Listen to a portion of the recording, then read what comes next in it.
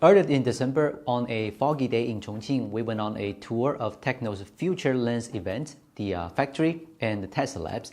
There's actually a lot to see this time. Not only they bring some impressive photography technologies, there was also an in-depth factory tour, which never before a brand opened up the factory to media like us. So you also get to know what's happening at the backstage. So I would suggest you to watch this video to the end, then you will have a better understanding of the brand and the value they are offering. First, there's the Future Lens event. Mr. Huang, the director of the camera department, introduced TIM, the Tecno Image Matrix, and two advanced imaging technologies. The TIM is like a structured AI-powered imaging system from the hardware all the way up to the app.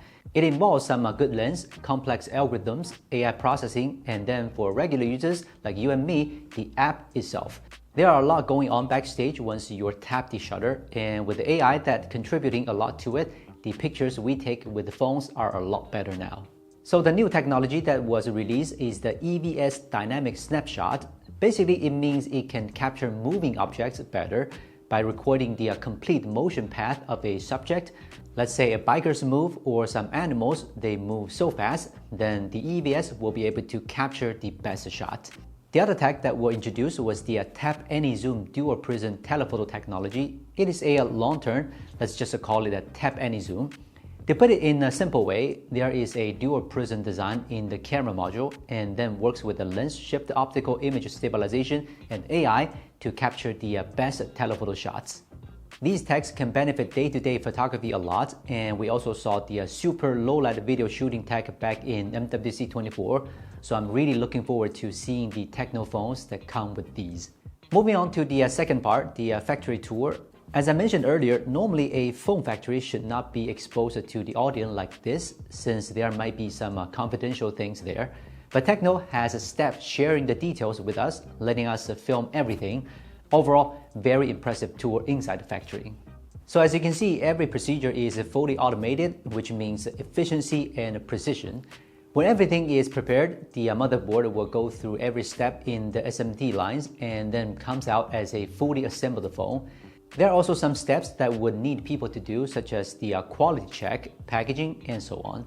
On the factory tour, I was quite surprised by how automatic the assembly line is. I mean, it should be to eliminate quality issues, but it also works so fast, so indeed impressive.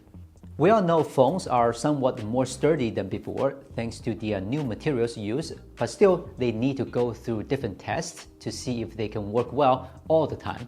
So there are a lot of tests in the Tecno testing labs, including the waterproofing test, scent test, multiple drop test, and dust proofing test.